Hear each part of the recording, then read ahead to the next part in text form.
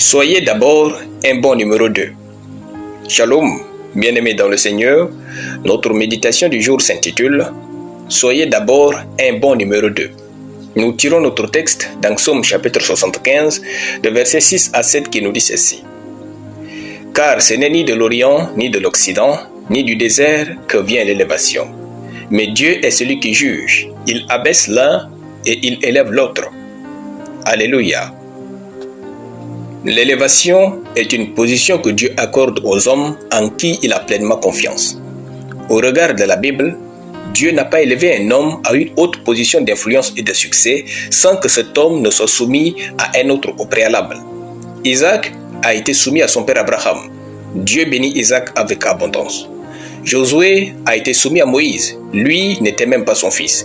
Et Dieu éleva Josué. Élisée a été soumis à Élie, lui qui était plus âgé qu'Élie.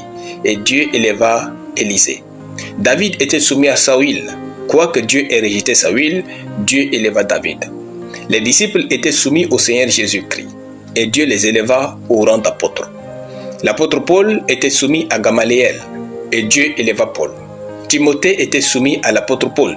Et Dieu l'éleva au rang de pasteur.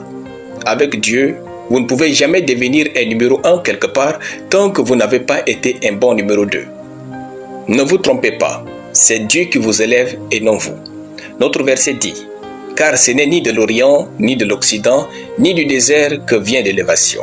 Mais Dieu, il abaisse l'un et il élève l'autre. » Vous ne pouvez donc pas magouiller pour être élevé et en jouir.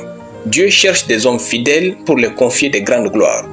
Ainsi, soyez un bon numéro 2. Si vous êtes soumis à un homme que vos yeux voient, Dieu vous fera confiance pour être soumis à lui que vous ne voyez pas. Pour devenir un bon numéro 2, soyez toujours prêt à apprendre et non à discuter. Apprenez les bonnes choses pour les pérenniser et apprenez les mauvaises pour les éradiquer. Soyez humble et sage. Laissez-vous former de toutes sortes de manières. Mettez de côté ce que vous savez pour apprendre ce que vous ne savez pas. Recherchez totalement et pleinement l'honneur de celui que vous servez. Servez la grâce et l'onction de celui que vous suivez. Ne laissez rien entraver votre bon fonctionnement de numéro 2. Au temps convenable, l'onction que vous servez vous frayera le chemin du succès, la grâce que vous respectez fera que vous serez respecté, l'onction que vous honorez vous honorera.